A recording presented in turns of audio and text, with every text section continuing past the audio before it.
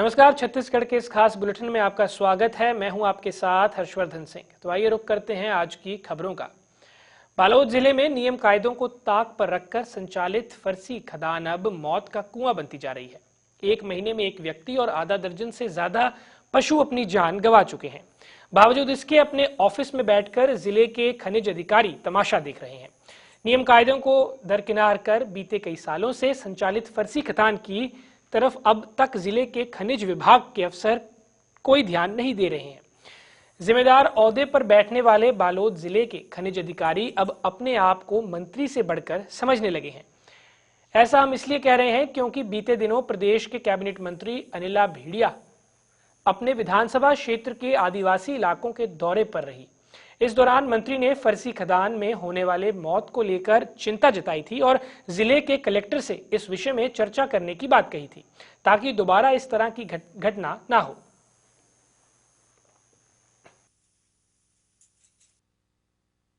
प्रक्रिया के तहत तो जैसा आपके द्वारा पता चल रहा है कि खनिज अधिकारी कोई बाइट आपको दिया नहीं है। इस विषय में मैं खनिज अधिकारी से भी बात करूंगा, माननीय मंत्री जी से भी चर्चा करूंगा और कलेक्टर साहब से व्यक्तिगत रूप से चर्चा करूंगा। अगर वो बाइट किसी विषय में नहीं देना चाहते तो क्यों नहीं देना चाह रहे हैं, ये तो प्रथम दृष्टया मेरे हिसाब से ठीक नहीं है। बाइट देना चाहिए उनको, बात को स्पष्ट रखनी चाहिए और जैसे भी नियमों के परिधि में आएगा हम उनसे बात करके आपको अवगत करा देंगे। अच्छा, ये फर्जी खदान, हाँ, बहुत से शिकायत मैं भी पेपर के माध्यम से पढ़ी हूँ, पर इसमें मैं चर्चा करूँगी कलेक्टर साहब से और हमारे जो खनिज विभाग के अधिकारी हैं उनके लिए क्या व्यवस्था होगी या इनको बंद किया जाए जिससे ऐसी घटनाएं ना हो। बस्तर पुलिस को एक बड़ी सफलता हाथ लगी है। शहर के विभिन्न एटीएम मशीनों से बीते 3 महीने के भीतर फर्जी तरीके से करोड़ों रुपए गायब करने वाले 2 शातिर अपराधियों को पुलिस ने धर दबोचा है। मामले की जानकारी देते हुए बस्तर पुलिस अधीक्षक दीपक झा ने बताया कि बीते 3 महीने से शहर के विभिन्न क्षेत्रों में स्थित एसबीआई बैंक एटीएम मशीनों से करोड़ों रुपए गायब होने की शिकायत बैंक अधिकारियों के द्वारा बीते 24 नवंबर को कोतवाली थाने में दर्ज कराई गई थी, जिसके बाद बस्तर पुलिस ने मामले को गंभीरता से लेते हुए जांच करना शुरू किया। पुलिस ने संदिग्धों से पूछताछ करते हुए मामले के सभी तथ्यों पर तीखी नजरों से जांच की, जिसके बाद ये सफलता उन्हें हाथ लगी है।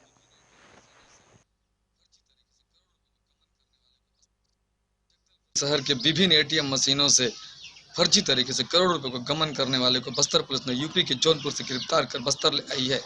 यह दोनों अन्य जिलों में भी घटना को अंजाम दे चुके हैं। JK 24/7 से बास्की ठाकुर, जगदलपुर। मुख्यमंत्री भूपेश बघेल ने छत्तीसगढ़ राज्य को निःशुल्क और प्राथमिकता के आधार पर टीका आवंटित करने का अनुरोध प्रधानमंत्री नरेंद्र मोदी से किया है। उन्होंने प्रधानमंत्री को भेजे पत्र में कहा कि छत्तीसगढ़ आदिवासी बाहुल्य राज्य है, इसलिए इसे प्राथमिकता से पहले चरण में शामिल करते हुए कोविड-19 का निःशुल्क टीका उपलब्ध कराया जाए। मुख्यमंत्री ने प्रधानमंत्री से छत्तीसगढ़ राज्य के प्रति अविरल सहयोग के लिए भी धन्यवाद किया है। मुख्यमंत्री भूपेश बघेल ने कहा, कोरोना वैक्सीन के लिए प्रधानमंत्री को पत्र तक लिखा और पहले खेप में ही कोरोना वैक्सीन छत्तीसगढ़ में भेजी जाए।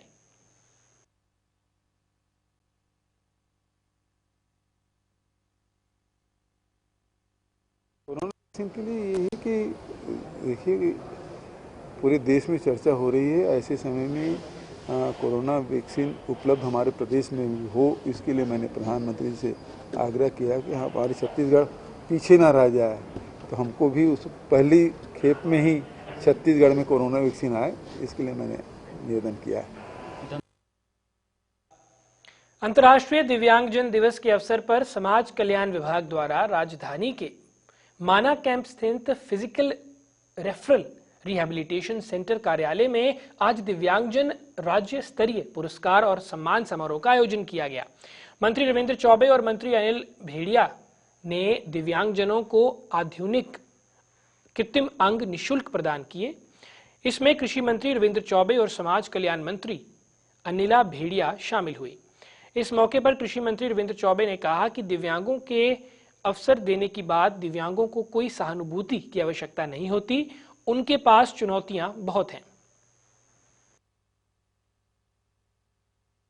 अंतर्राष्ट्रीय दिव्यांगजन दिवस के अवसर पर राज्य शासन का और विभाग का आज कार्यक्रम है। अवसर देने की बात है, दिव्यांगों को कोई सहानुभूति की ज़रूरत नहीं होती।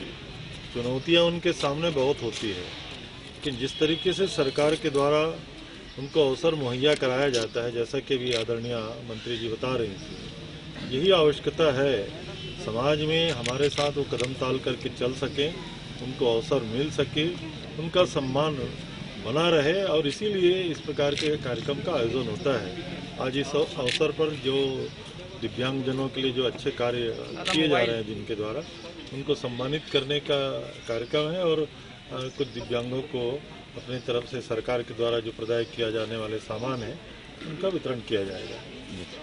दिवस के उपलक्ष्य में हमारे दिव्यांग बच्चे हैं, मंदबुद्धि बच्चे हैं, ऐसे बच्चों के लिए जो विशेष कार्य कर रहे हैं, जिनमें उनकी कई उसमें योग्यता है, तो उनको आज पुरस्कृत भी किया जाएगा। और उनके लिए जो भवन आज यहाँ पे बनाया जा रहा है उसका लोकार्पण है, जिसमें हमारे आदरणीय मंत्री जी, मुख्यमंत्री जी की उपस्थिति है। और हमारे दिव्यांग बच्चों को आज आपके मार्गदर्शन में उन्हें और आगे बढ़ने की, और उनको जो अन्य क्षेत्र में जो दक्षता है उनमें भी हम लोगों ने 60%, हमारे छत्तीसगढ़ राज्य ऐसा है जो हमारे आदरणीय यशस्वी मुख्यमंत्री जी के मार्गदर्शन में हम लोग 60% सभी शासकीय विभागों में आरक्षण, उनकी भर्ती के आरक्षण दिए। ऐसा आरक्षण पूरे देश में कहीं नहीं है जो हमारे छत्तीसगढ़ में है। इसलिए हमारे भारत के प्रथम राष्ट्रपति डॉक्टर राजेंद्र प्रसाद की आज जयंती है। इस अवसर पर विधानसभा में अध्यक्ष डॉक्टर चरणदास महंत ने उनके चित्र पर पुष्प अर्पित करते हुए नमन किया। इस अवसर पर डॉक्टर महंत ने कहा कि संविधान सभा की अध्यक्षता करते हुए डॉक्टर राजेंद्र प्रसाद ने संविधान की रचना की। स्वतंत्रता संग्राम के दौरान उन्होंने एक नायक की भूमिका अदा की। प्रथम राष्ट्रपति के रूप में उन्होंने भारत के संविधान को पूरे तरीके से निष्ठा से कायम किया। हम सब उनके कार्यों व उनके दिशा निर्देशों को आजन पालन करते रहेंगे, यही हमारी इच्छा है।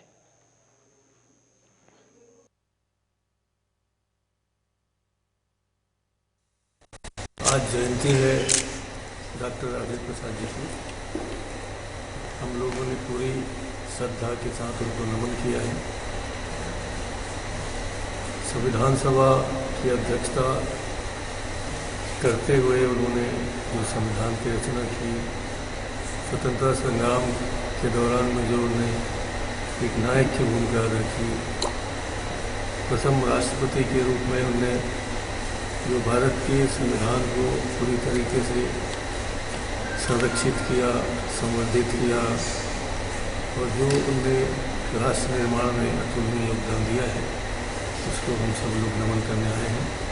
हम सब उनके कार्यों को, उनके दिशा निर्देशों को आजन पालन करते रहें, ये हम लोगों की इच्छा है, और हम पूरी श्रद्धा के साथ उनको नमन करते हैं। डीजीपी डीएम अवस्थी ने 2020 में हुए अपराधों को लेकर वीडियो कॉन्फ्रेंसिंग के जरिए सभी एसपी और आईजी की बैठक ली। बैठक में डीजीपी ने जिलेवार अपराधों की समीक्षा की। उन्होंने सभी पुलिस अधीक्षकों को अपराधों पर नियंत्रण करने और पेंडिंग मामलों को निकालकर जल्द निपटाने के निर्देश जारी किए। इसके साथ ही विजिबल पुलिसिंग के हिसाब के काम करने की बात कही गई। डीजीपी डीएम अवस्थी ने कहा कि 11 महीने की हुई अपराधों की समीक्षा हुई है। हर पुलिस अधीक्षक और आईजी से बात की गई है। कानून व्यवस्था और अपराधों पर नियंत्रण जल्द ही पाया जाएगा।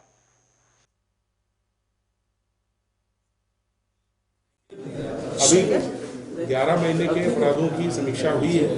हर पुलिस अधीक्षक और हर आईजी से मैंने बात की है, और कानून व्यवस्था और अपराधों पर नियंत्रण के लिए, और साथ साथ इस साल का अंत हो रहा है तो पेंडिंग अपराधों पर निकाल के लिए चिटफंड, अवैध शराब, जितने भी मामले हैं उनकी समीक्षा की गई। और पूरी समीक्षा पूरे साल के अपराधों की 5 या 6 जनवरी को की जाएगी।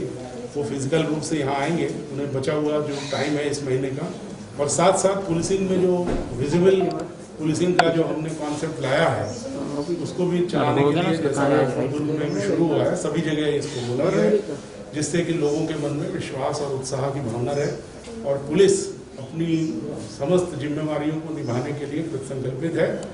और जहाँ तक अपराधों का सवाल है जो अक्सर प्रश्न उठाए जाते हैं। ऐसे लगभग ये ऐसा शायद पहली बार होगा कि सारे मामलों में ही पुलिस ने लगभग गिरफ्तारियां की हैं और चालान पेश किए जा रहे हैं। बहुत जल्दी मैं आपकी एक प्रेस कॉन्फ्रेंस भी बुलाऊंगा। दो पक्षों में हुए मामूली विवाद को लेकर चला खूनी संघर्ष। इस घटना में एक महिला गंभीर रूप से घायल हो गई, वहीं दूसरा युवक जान बचाकर किसी तरीके से बच पाया। दरअसल पूरा मामला पिलाईगढ़ के ग्राम सिंदीचुआ का है, जहां उत्तराबाई केवट और चुन्नूलाल केवट के बीच मवेशियों के चारे रखने को लेकर विवाद हो गया। तभी दोनों पक्षों के बीच विवाद इतना बढ़ गया, तभी आरोपी चुन्नूलाल केवट और तेरसराम केवट ने पीड़िता के ऊपर किसी धारदार हथियार से हमला कर दिया। इस हमले पर पीड़िता लहूलुहान होकर पूरी तरीके से जख्मी हो गई और वह बेहोश होकर गिर गई। इस पूरे मामले को लेकर बटगांव थाना पुलिस ने अपराधियों के खिलाफ विभिन्न एक्ट के तहत मामला दर्ज कर लिया है। उत्तराबाई पति बुद्धराम केवट उम्र 32 साल सटी चुनी से आई है, जो जुबानी रिपोर्ट की है कि ये पैरा रख रही थी।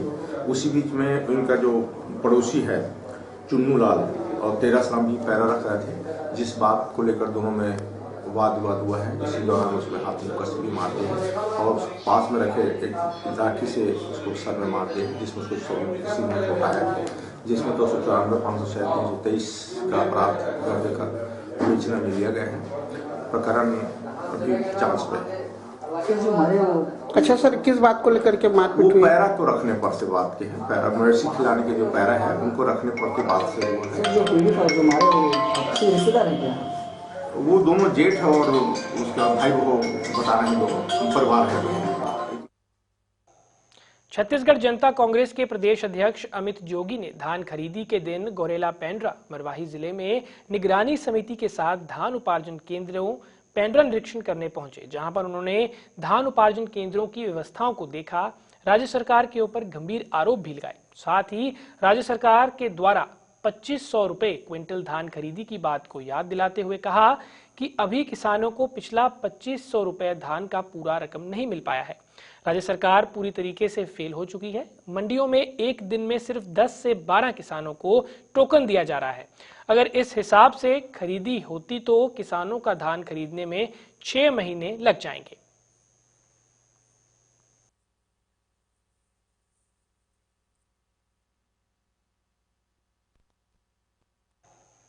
बुलेटिन में इतना ही। दीजिए इजाजत। नमस्कार।